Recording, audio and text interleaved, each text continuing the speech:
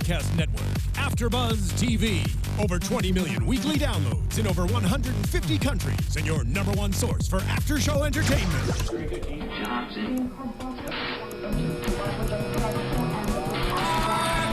AFTERBUZZ TV, the destination for TV superfans. Producing after shows for over 300 of your favorite TV shows, interviewing celebrities and showrunners, and bringing you behind-the-scenes exclusives. All thanks to E! Entertainment's Maria Menounos, producer Kevin Undergaro, and internet leader Akamai. Now, let the buzz begin! Hey guys, welcome back to AFTERBUZZ TV's Grimm After Show. Thank you guys for tuning in to talk about episode 421, Headache. That means I'm like just seeing that now as I say it out loud. You're silly. Well, guys, thank you for tuning in. If you haven't done so already, go on to youtube.com/AfterBuzzTV where you can subscribe to this and all the shows here at AfterBuzz. You can also tweet along with us using the hashtag ABTVGrimm now and throughout the week. Let's tell you who we are. I'm your host, Zach Wilson. You can tweet at me, again, throughout the show and throughout the week at that Zach Wilson, ThatZachWilson. And I'm Tauri J. Miller. You can find me on Twitter at Tauri J. It's TaurijAY. I'm Yael Tygiel. You can tweet at me along during the show at Yael Tygiel. That's YAELTYGIEL. Also, I'm in the chat roll. I'm checking the Twitter. I got it. I'm holding down the fort. Dylan Chance, unfortunately, couldn't be with us tonight. Or could he? Yes. Yeah, or could he? Is he here. Controlling the Tauri Life Mile decoy? I am here, guys. You can find me at Dylan Chance. That's DILLONCHANC. I think there's a period. All right, I think well, it's Dylan.Chance. Shh, don't tell me who I am. Well, guys, I just want to wish everybody a happy Mother's Day. That's a messed up way. I'm sure they were like, Mother's Day, genius. Let's cut off her head. The episode, yes, it aired on Friday, which, to be fair, Friday was not Mother's Day. It's Mother's Day weekend. Right. That's when you're going down to meet your parents, to spend the weekend with them. And nothing to kick off Mother's Day weekend like a mom's head in a box. It's my head in a box. Nice. Yeah. Disgustingly nice. Obvious 7 references that we can make that I choose not to. Good. Yes. But what did you guys think about this episode? First reactions. Okay, here's the thing. Last week, everyone was like, guys, obviously Renard is him. Like, obviously Jack and Renard are the same person. Right. Obviously, it's the same voice. They're the same height. They have the same shoes. Blah, blah, blah. And I was like, no, I refuse. Like, screw you all. And you're all right, and I hate it. I just hate it so much. I mean, it was like halfway through last week's episode that we were like, it's Renard. Yeah, pretty much. As soon as it started this week, I was like, damn it, everyone's right. Damn it. It's nice to be right. I mean, it feels good, Yael. I'm sure it does. Try it sometime. I would like to try it sometime. I mean, it was, with regards to Renard, it was like nice to like wrap up that storyline. Overall, this episode's really, it's a setup episode. It is the penultimate episode. There's some big stuff that goes down, but ultimately it's building towards next week's finale. Right. I did think it was a little. Grimm needs to get away from any story of the week, like the episodic nature. And I know that this one involved Renard, so it didn't quite feel like it, and it stretched over 2 episodes. But the plot line was still very much like the episodic Vesson of the Week formula. It also resolved really easy. Yeah. Right. Like, I wish there would have been a little bit more of, like, you know, Jack being like, I know that I'm not dead, you know? Because what kind of ghost is like, this body's dying, I should get out of it? I'm like, what? No, ghost. That body's fine.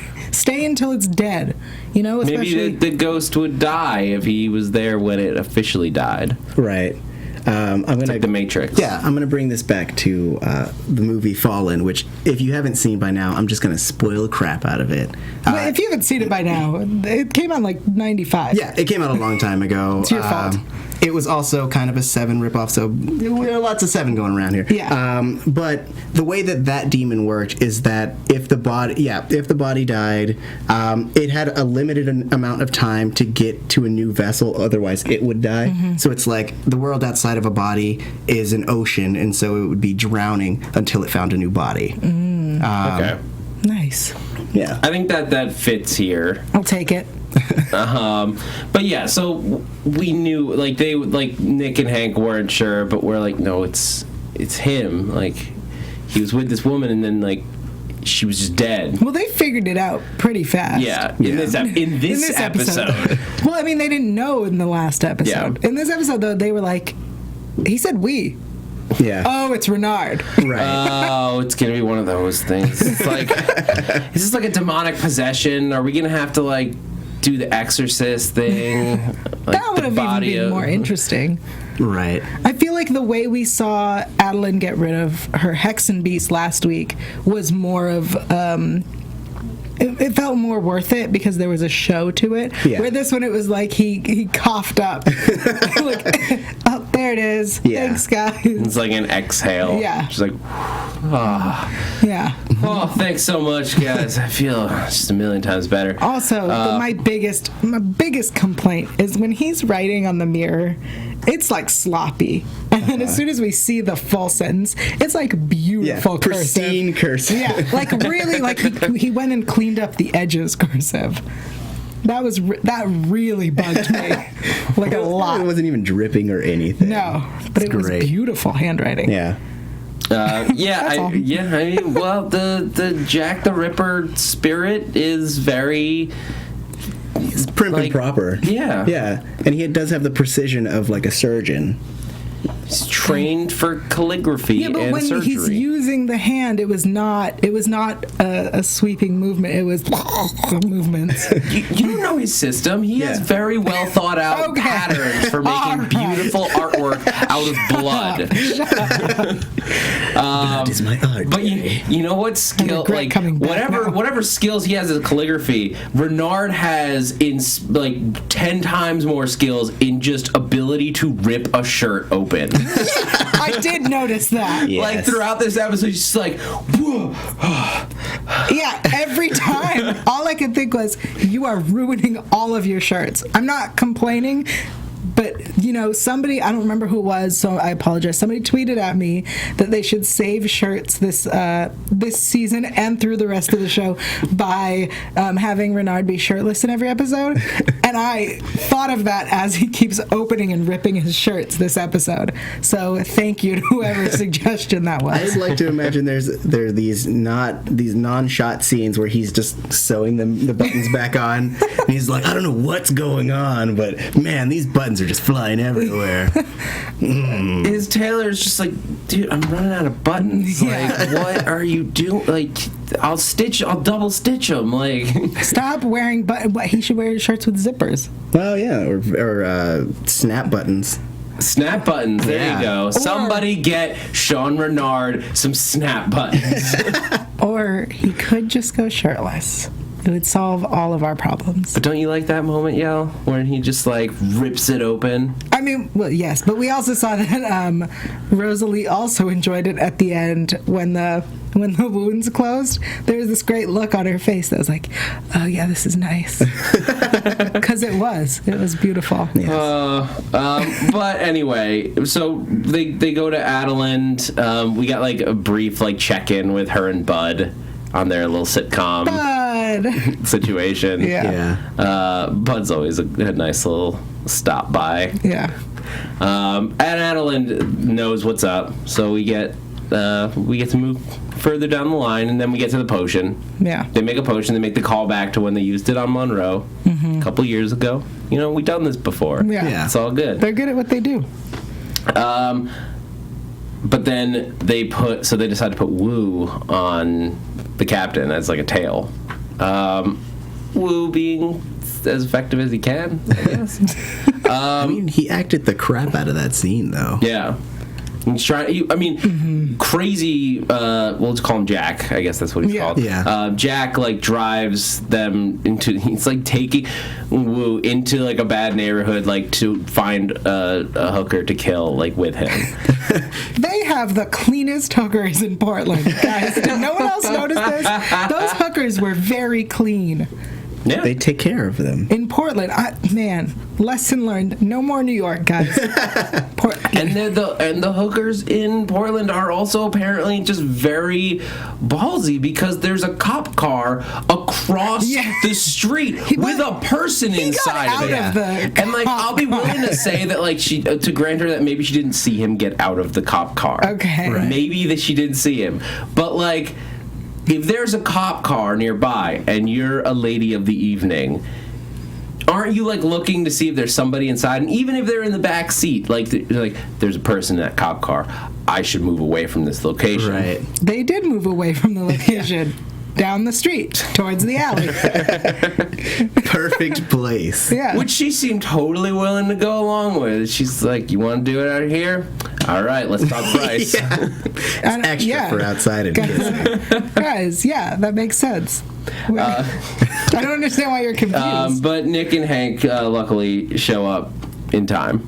Yeah. Yes. And they're able to get Renard there, and they're going to trick him by telling him he's drinking a Ganeshna Silfe. Again. Gadeshna Silfe. One more time. A Gadeshna Silfe.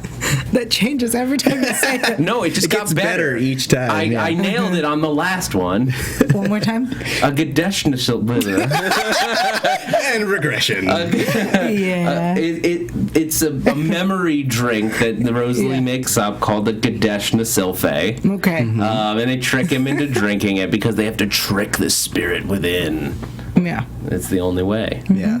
As we all know, it's the only way to get a spirit out. Is to lie to it. Yes. Yeah. You're dying. You're dying. Oh, I should get out of this body. I am? What I thought was an interesting point that they go through very quickly in this episode, but Renard is almost like struggling with. They like want to give him the potion, but he doesn't want to take it because the idea of remembering hurts. What do you guys think? Is it better to remember this to know these things that you yes, you may not have been in control of yourself, but to know them or to just block them out completely? If I killed a bunch of hookers, I'd like to block that out of my memory. Well, I would argue that even if you were to try to block them out, like the way the human mind, even if you are a Zauberbeast, works is that if there's something that you're trying to block out, it's going to find its way to the surface. Oh, yeah. So I think he'd rather face them head on than to try to run from it and eventually have something similar happen. Yeah, and it's also just like who knows what else happened. And like it's good to know, especially as a police officer, to know everything that happened. If there's anybody else that might have been hurt that they don't know about, then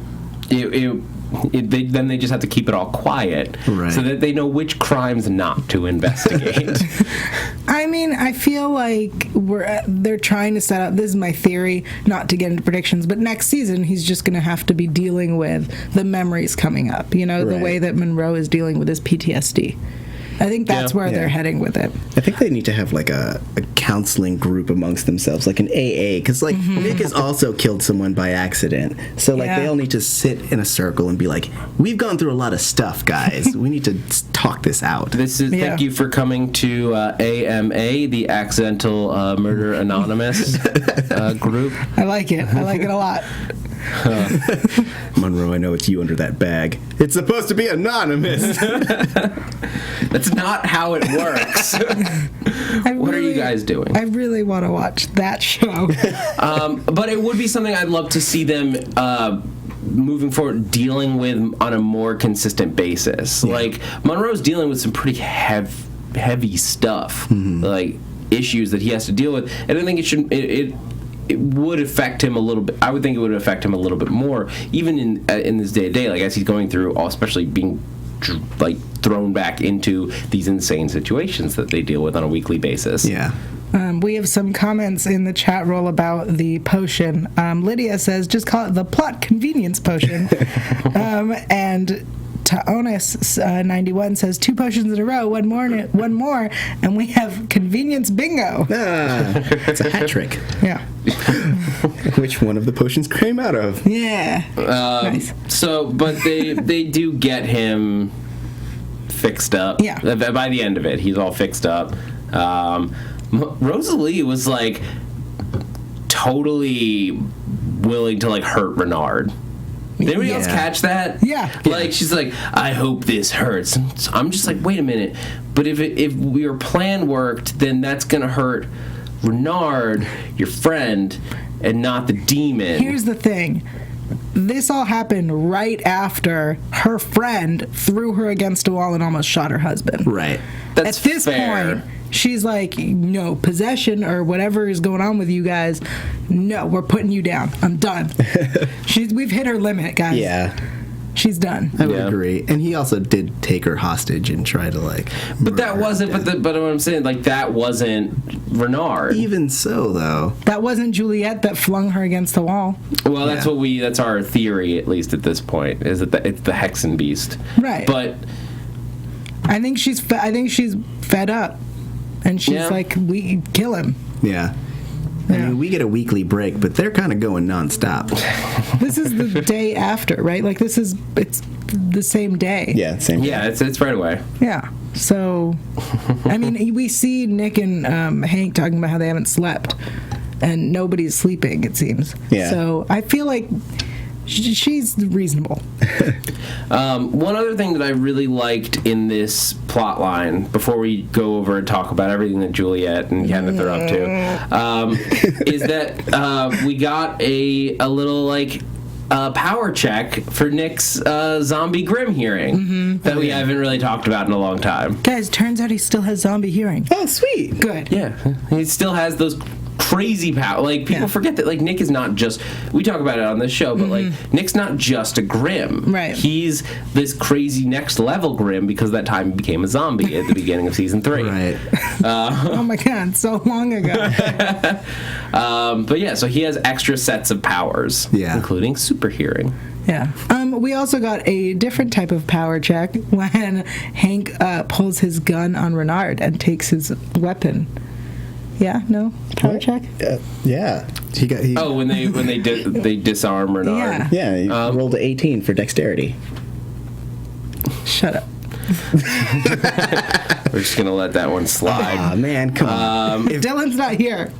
But he is. Oh, what a great joke, Tauri. Shut up, Tauri. D&D's amazing. Thanks, Dylan. I will hit you with my +1 mace so fast. Wait, sorry. James Foran just said, I hate to tell you this, but your evil boy toy needs to die. To me. Which one's my evil boy toy? I thought your boy toy was Meisner. I thought so too. I don't know who this evil boy toy is that needs to die. And check in on the Meisner watch. No Meisner. No Meisner on the appearing on the forefront. It would seem. It's the worst season ever. Right? We haven't seen him all season, right? Right. I mean, he was name checked. They said his name. Dylan says, nice, Tauri. Thanks, Dylan. Shut up, Dylan. All right, so before we jump over and talk about everything with Juliet and Kenneth and some returning characters, Not Meisner, but a returning character or multiple returning characters, I guess. I want to do some quick iTunes shout-outs. I have them all queued up. All right. Oh, sweet. Do you want to explain what they are before I read them? Well, thank you guys so much for tuning in. If you haven't done so already, make sure you go onto iTunes because that's how we keep our other fans, how other fans find us, how we keep our lights on here at AfterBuzz, and really just like how this show gets a better audience and just puts us in a better presence. So your iTunes reviews do help us, as well as just making us smile. We have 91 ratings. 91, guys. We're trying to reach 100 by the end of the season. 101. We want to reach 101 Yeah, ratings. We are so close. 10 more ratings. All you do is go onto iTunes and click the little 5-star ones. It takes 30 seconds, and then you get a shout out if you leave a review. I have lots of shout outs. I have from Hotter13, Grimtastic, 5 stars. I'm not a big listener of podcasts, but I stumbled on this podcast looking for something Grimm related. Been a huge fan of the show since day one, and this is a great companion piece to the show. The hosts are great and fun to listen to. If I had one negative comment to say about the show, it's too short. I could listen to this for hours on end. You're right. Agreed. That was a great, like, there was like, I was like, oh, what are they? I know. The first time I read it, I was like, what, jerk? Oh! What a twist. We also got J. Renee 424. OMG, happy face with a tongue out. Grimm, 5 stars. Trouble is back. That's the perfect review right there. Yes. Mackenzie, 5 stars, #1 Grimm podcast. There's no doubt this is the best Grimm podcast. Not until we get 101 stars, it isn't. 101 ratings. There are no other Grimm podcasts worth listening to. We agree. AfterBuzz is now become a permanent part of my TV watching experience. Thanks for the crazy amount of work you guys do to make this and all the ABTV shows. Aww. Yeah. Love Justified. That's confusing. 5 stars, great podcast. Very interesting, good panel, and helpful insight. Not looking forward to Trouble coming back. Not sure if that's her name or character, but we'll see. But I think Monroe will get shot, unfortunately. Thanks again, great show. You were wrong. Michael B85 says 5 stars, another great show, guys. Does anyone else think it's like... Sorry. Does anyone else think that it's going to be Kelly or Trouble who take out Juliet? A lot of people in the chat roll think that Juliet is going to take, or Trouble's going to take out Juliet. Okay, we're almost done. Nanjo Wood. Yep. 5 stars, really enhances my enjoyment of the show since no one in my real world, with air quotes, that concerns me, watches Grimm. I really enjoy hearing the reactions and ideas of these hosts. They had a lot of fun insight to the Grimm experience. They've had some good guests on too. That's true. Just Another Chick 123 says 5 stars. Don't miss this podcast. Love the podcast. These guys should be writing the show because they're always think up different fascinating angles to plots. Keep up the good work and come to Portland sometime to check out the great settings of Grimm. I'd love to. And also the clean prostitutes. Yeah, the clean prostitutes. All right, last one. Prodigal 358. 5 stars. Wow, this panel of Grimsters are fantastic. I can read, guys. Your predictions are still spot on. Well, theirs are. Very sad about what happened. Worst Mother's Day episode ever. Rest in peace, Kelly. Oh. Yeah. That it was. And the episode opened up, and I saved the quote because I think it's a little more appropriate towards this plot line, but the quote of the week was, "Stronger than lovers' love is lovers' hate, incurable in each the wounds they make." And that's from Euripides' play Medea, which is the story of a woman, Medea, who is jaded after her husband leaves her and marries another woman, so she goes and kills the woman and her own children. And then Tyler Perry starts. Yeah, that's what I was like, wait a second. I know this one. And thank you to Grimm Wiki on Twitter for making sure that I had the proper attribution for the quote this week. Nice. Yeah. Thanks, Grimm Wiki. No, they tweeted at me to make sure. They're like, by the way, Zach, it's from Euripides. I think that's great. Because last week was hilarious. And Grimm Wiki is great. They have all of the knowledge you could need about Besson. It's almost like such a crazy idea to digitize like all of the information on Vesson. Mind blowing. Unheard of. No one does that. It's impossible to do that. Nobody has that technology. But anyway, so this storyline, this is the part of the episode that I freaking loved. There was one part of it that I loved. I mean, but like this is the if this plot line, I think I know what you're talking about. Everyone knows what I'm talking about. This section was just like the whole show, because this is the interesting thing about Grimm is like if you took all of these like just the main plot lines, like the arcing story, and like just chop them all up into like one string of episodes, it would be like the most crazy balls to the wall like experience just of great TV.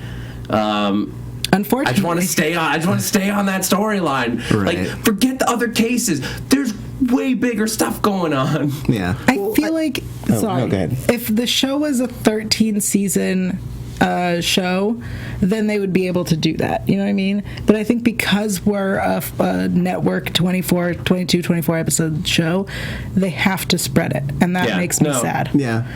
And I get that. And I would say that like this was so effective because it was weaved in and out of other stuff. Like if it was just them like, all right guys, we're gonna set up, this guy goes this guy, like it would have been too focused and it wouldn't have had the great reveal that it did. Whereas like we were able to kind of theorize in between all the other stuff that was going on. So I think that as a plot device, it worked. I think that if you had it solely focused on this storyline or like the super intensey stuff, like you would never have a moment to breathe. Fair. It's fair. But so in this episode, like we opened on the gunshot from last week. Rosalie saves the day. And then yells about Juliet, that bitch! Yeah. And Juliet is really gone off the deep end in this episode. Like we see like that they weren't just like mapping out who's in the houses as threats from last week. They were just like, no, we're gonna take them all out and like just take over the neighborhood. It was a really cool sequence to see them like conquering the houses. Yeah. And like, you know, this house is secure. This house is secure. And I'm like, this is so exciting. I mean, I know they're the bad guys, but it's so exciting. Yeah. I mean, it's messed up. Like they barge into this like old couple's house and just like two Hoonjagers, just like or Hoonjagers, just take them apart. Yeah. Ugh, it's hard to watch. And then we see. What did you guys think of the whole sequence with Juliet and Kenneth walking through Nick and Juliet's house? I like where it ended. Okay, he clearly was getting there, right? Like, he was very clearly like, so this is where this happens. Let's move to the other room. What's upstairs? It's kind of like one of those creepy dates where he's like, where do you sleep? You know what I mean? It's very weird. No, nobody goes on those creepy dates. Well, I haven't been on one of those. You are him. Oh, no! But we end up in the room, and I mean, I feel like we still have this struggle with Juliet when she's looking at the pictures, and you know, except for how it ends in the end. But right. I want Juliet to be in there somewhere. Well, it's interesting because throughout the episode we see her looking at like pictures and like the parts of the house in that early sequence, like very longingly, like missing it. Yeah. And then it's like something else from the world interrupts it, and it just triggers the dark side to come forward and like drives her headlong into her evil plans. Yeah, and then she drives. No, sorry. No, tell me, what does she do? And then she and Kenneth get together. Yeah. On the bed. I did love that, like when Nick came home, the bed was messed up. It's just like that. It's just the turning of the knife, because he knows what happened there. She didn't just go mess up the bed. She did it with her buddy and someone else's. I like that then he calls up Adeline. and he's like, Adeline, I need to talk to Adeline. And I'm like, that's creepy. Like, oh, my girlfriend who I wanted to be my fiance slept with someone else in my bed. I need to call this other girl that I slept with. Right. That's where his brain went. I'm starting to ship Natalie. Gotta tell you. Shut your mouth. No, Adeline. it's Adel Eisner. Adel Eisner. Not even Madeline. Yeah, I thought it was Madeline. People last week liked Adel Eisner better. some reason. All right. Either way, but it feels like there's like a piece of Juliet still in there. Is the point? Yeah, I agree. But like the question is it enough? If she's always going to be a Hexenbeast from now on, is this just who she is? Like, is there just no going back? Like, people change. Like, usually it's something more just purely emotional, or they like move to a new city, or they just grow slowly over time into a different person. In this case, the parallel that they're drawing is that she changed as a person, and it was because of crazy magic and Vesson insanity, but she changed as a person. This is who she is now. So is it that you need to help her re-find her old self, or should they have been helping her embrace her new self, other than the evil murder and stuff?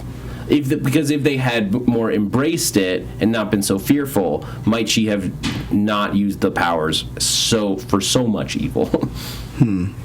I think that at a certain point, like when she was looking for someone to fix it, that would have been the time for the answers to come, but they just came too late. So at the point that they were trying to come up with a solution, she was looking to be accepted, because she had already accepted the fact that she will never go back to being a regular person.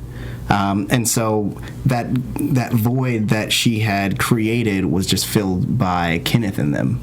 Kenneth and the gang, if you will. I think there's some blame that should be put on her, because she also kept it a secret instead of asking for help. You know what I mean? I think had she come out and been like, I need help, it's permanent, let's try to deal with this, let's try to, live with it, I think they would have helped her. Yeah. And we know that we've said before, like, she went to Rosalie last. They knew last. I think there's some blame on her. Whereas they should have been the first people that she went to. If not Nick, like other than Nick, like, yeah, you go to Monroe and Rosalie. Look, Rosalie knows how to do all kinds of crazy potions. Right. I mean, the thing is, we got to remember, she figured out she was a Hexenbeast when Monroe was taken. So, like, she tried to, or she was asking questions, if we remember. Yeah. So I think as soon as that was resolved, then would have been a proper time. Yeah. That's fair. Yeah. Dylan says #kill Juliet with an axe. It's a long hashtag. There are a lot of theories on what they were doing on the bed, guys. That they made a fort. That they were jumping on the bed. Fort is definitely the one that everyone is agreeing with. They made a fort. It's a big enough bed to do so. Yeah, making a fort is fun. Yeah, but why was the fort not still up? Because they rocked the bed a lot when they were having sex. Oh, okay. Awesome. Thanks. Thanks for clearing that up. Juliet's just like, she's doing her thing. I think she's that is a very... She's not even subtle about how manipulative it is. I feel like she even tells Kenneth, like, I'm going to manipulate you right now. He's like, yeah, you do that. He's She's like, like, please. I want you to know how valuable I can be to the family. Push. Yeah, that's the go-to consent line right there. No? She's like, I know how to do taxes. I can take care of animals. Right. He's like, are we going to do something else? No, I'm just going to keep listing. I can babysit. Yes. I can speak Spanish, guys. I can speak Spanish. Yeah, I'm the only one in Portland who knows how to speak Spanish. That's true. The hashtag has been shortened to #AxeJuliet. Is that better for you guys? No, I don't want to axe Juliet. I'm going to say it right now. I don't want Juliet dead. And I say this from a TV watcher's perspective. I hope you understand that the chat roll is about to blow up. They all disagree with you. Yeah. They all have been describing in detail how they should kill Juliet. Well, but if you're like taking like the Scooby Gang's perspective, like, yeah, you murdered that girl. I disagree. From the Scooby Gang perspective, you shoot her with the potion. We have a new dead Hexenbeast. Yes. That's true. That's true. We have a solution. You just have to get it into her without making her drink it. You have a gun that shoots needles. Right. That you reminded us about. We have the ogre gun. Yeah. Come on, guys. There is a plan. The question is if they could still do the potion with Henrietta. I don't know if it can be that fresh. It just said dead Hexenbeast. Right. Okay. I could have sworn when when Adeline said that, somebody said that can be arranged. I could have sworn that was something that was said. I thought there was a freshness part to it that it had to be like more decayed. Either way. Well, they can dry her. No, I meant like the way you dry fruit. Oh, like put it, like hang it from a little thing, or put it out in the sun. You can like buy fruit dryer. You're right. The chat roll is attacking me. Told you. Though I will say that if they do decide to kill Juliet, hashtag axe Zach. it's not how you spell axe. I would enjoy the hashtag trouble be heading your way. Nice. Nice. I'll high five you. Thank you. I'm still mourning. But so anyway, so this Juliet situation is complicated. Yes, is the issue. And I feel like the way we ended with her and the baby, I was like, this is. I feel like she's gonna wake up. That's my hope. I felt like she kind of realized that she had crossed the line once she saw the child in the house. Like, because you could see it on her face that there was a lot of regret.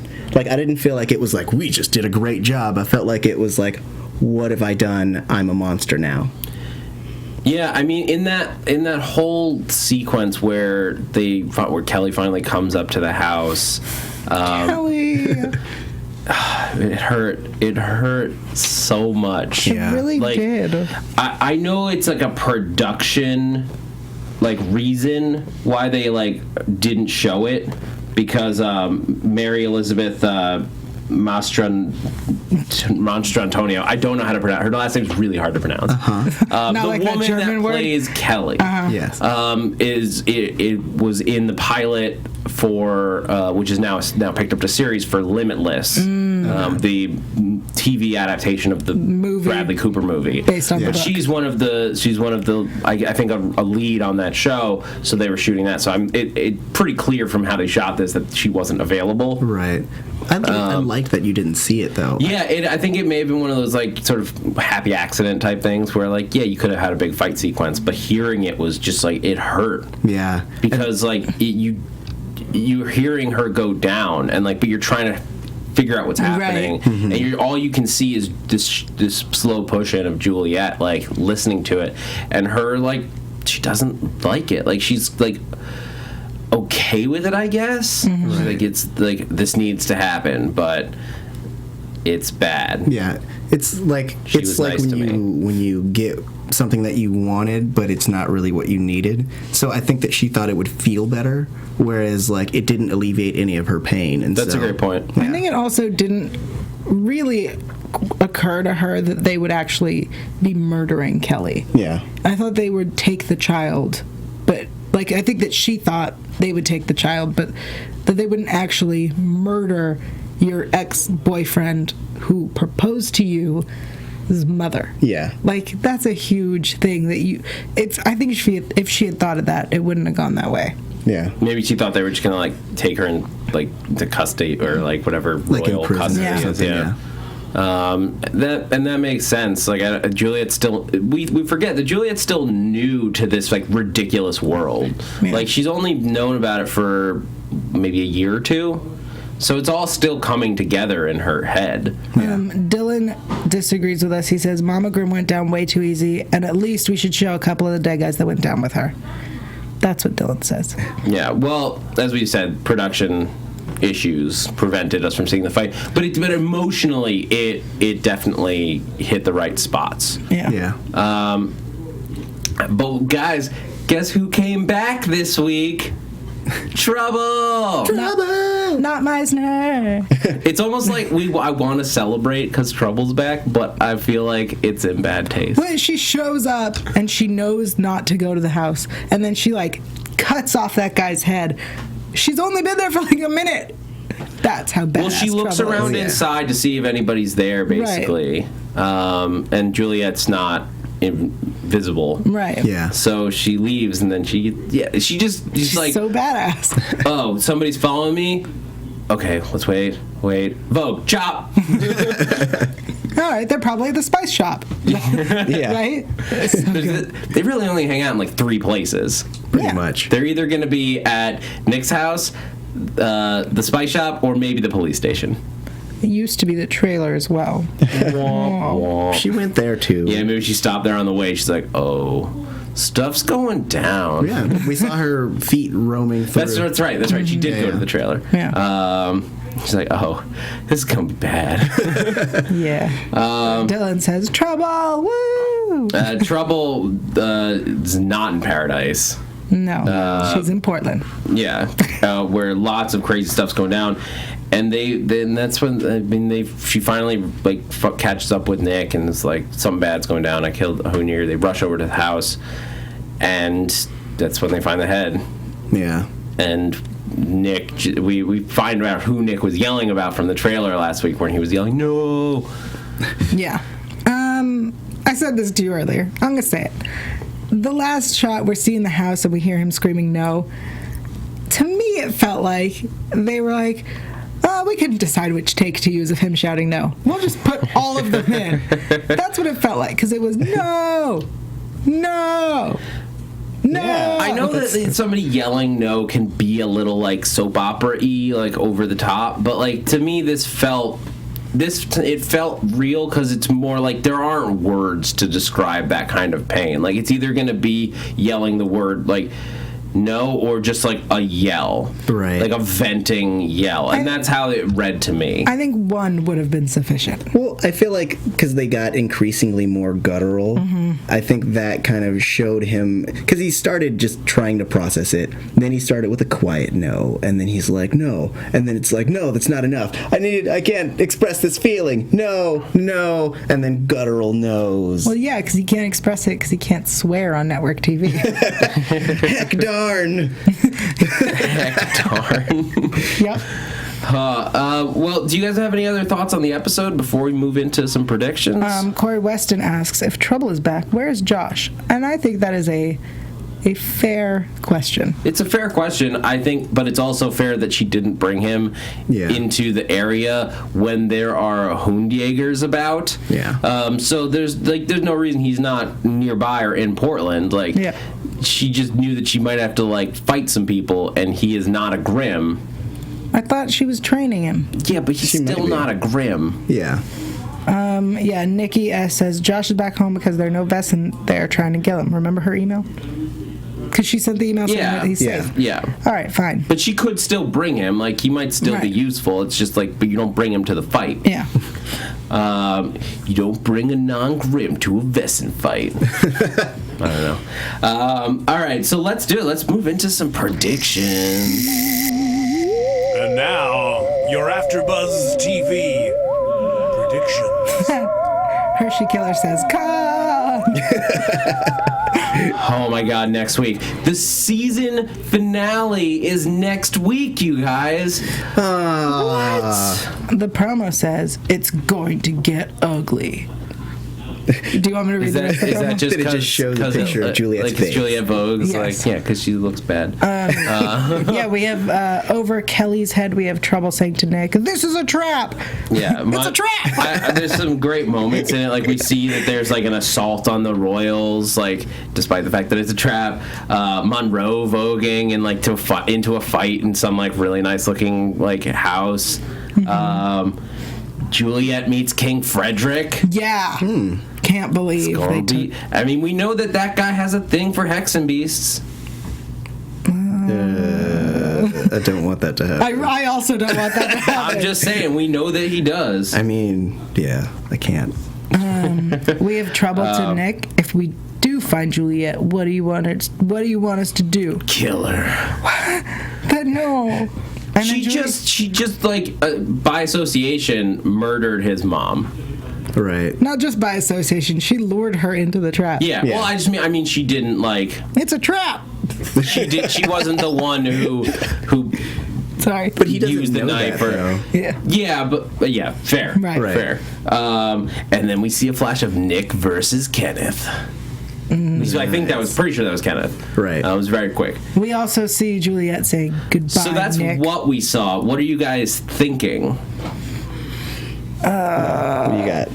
I mean, I think it's gonna end on a super cliffhanger. I think no one will die for sure in the finale.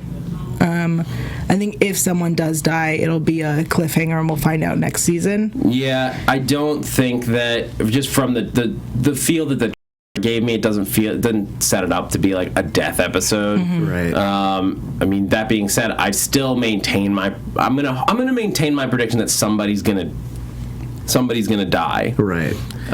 In this episode, and maybe they're not setting it up because they want it to truly be a surprise. Yeah. I know that we lost Kelly, but like that's like a good, like, in terms of like writing wise, it's like you're devastated, and now we're gonna, maybe I've been watching too much Game of Thrones. Now we're gonna kick you into the floor when you're down. Like, you thought that was the only death? Oh, just you wait. I want Julie. I mean, I'm not like on the like kill Juliet with an axe train necessarily, but I think that the only resolution for her storyline isn't a redemption one. I think it's one of her being released from her pain via death. Like it, and I hope that if it happens, it's like by Nick's hands, and it's like in a moment of catharsis, not necessarily like, oh, we're getting our revenge. I want it to be like, I'm sorry, this is what I've become. I can't live with it. I'm sorry. Thank you, and I'm sorry. That would be that would be an interesting way to do it. I don't want to kill Juliet from a fan's perspective, because I think that the idea of her being a big bad for next season, for season 5, could be an awesome dynamic shift for the show, like a true villain for us. Right, but I think that with the amount of regret that we saw in this episode, or at least that's what I interpreted, I don't see her being a big bad anymore. I see her being more of a tragic character, tortured soul type thing. So Bridget says, "Stop defending Juliet, Zach. She must die." Then we have Boo69 says Juliet is gonna die. James wants Kendall. Oh, I lost it. Kendall dies screaming. SIOUX says she needs to die. Guys, you're so violent. Yeah, no, everybody. Stop calling for. Well, Nick's calling her for her death too, to be fair. Right. Other people are saying. RK Taker says, I think when Juliet says goodbye, Nick, Trouble will cut off Juliet's head. Interesting. If we're gonna have Trouble around next season, and I really would like us to, I would love to have something for them to have to deal with, like, between them. I think that's too harsh. But that's good drama between the characters. If Trouble has to do it, she has to kill this person to save people, to save our heroes. But at the end of the day, she still killed Nick's former girlfriend, semi-fiance. Right? I just mean, I think it's too dark that they won't go that dark. Okay, that's fair. Right. A stabbing as opposed to a beheading, I think. Right. I still want them to find a solution to her. That's what I want. I want her to be fine, and I want her back. I just want her back, guys. I want everybody back. I want what I want out of this episode, next week's episodes. I want it to set up something awesome and different for season 5. After 4 seasons, there's a little bit. I am a little bit worried that if we stick in the same episodic format, it will get routine. And I think that the writers are very skilled at bringing insanity in, and I want them to just have the freedom to go crazy. Like alternate dimensions? You're right. No. But I want them to be able to play with this world, to really dive into it without just in more than just the cops and robbers type format. I think that what we've seen on this show could be so next level if they send them on a trip outside of Portland, so that they're out of their jurisdiction type thing. I think that could be a lot of fun. Dylan says Trouble kills Juliet, then Kenneth, then gets a spinoff where she goes and hunts down all the royals. Thank you, Dylan. Yay. I mean, I could just watch that on the main show. That sounds awesome. There's no reason that we can't just have them all doing that together. Yeah. Grimm goes to Europe. Yeah. All right, guys, that's going to do it for this edition of AfterBuzz TV's Grimm After Show. This has been the episode Headache. Thank you guys so much for joining us. Yael Tygiel, if people want to keep up with you between now and next week's season finale, where can they do so? They can find me online at yael.tv. That's YAEL.tv. Also Twitter, Instagram, YouTube, Facebook at Yael Tygiel. That's YAELTYGIEL. And Dylan, you can find him at Dylan Chance. Yeah. And I'm Tauri J. Miller. You can find me on Twitter at Tauri J. It's TAURIJAY. Also, join us on Tuesday for The Flash and Wednesday for the Arrow season finale. And I'm Zach Wilson. You can follow me on Twitter at @ZachWilson, THATZACHWILSON. On Tuesday, be sure to tune in for the Agents of S.H.I.E.L.D. season finale. The show just got picked up for a third season, so we're so excited. And this is going to be an interesting week because we won/lost a bet with our viewers, and the entire panel will be cosplaying. So tune in live on YouTube to see that. Tuesday, it's a 2-hour episode, so we'll be recording at 11 p.m., a little bit later than normal, but be sure to tune in live, and then Daredevil on Wednesdays. Guys, I'm Zach Wilson, and thanks for geeking out with us. From executive producers Maria Menounos, Kevin Undergaro, Phil Svitek, and the entire AfterBuzz TV staff, we would like to thank you for listening to the AfterBuzz TV network. To watch or listen to other after shows and post comments or questions, be sure to visit AfterBuzzTV.com. I'm Sir Richard Wentworth, and this has been a presentation of AfterBuzz TV. Buzz you later. The views expressed herein are those of the hosts only and do not necessarily reflect the views of AfterBuzz TV or its owners or principals.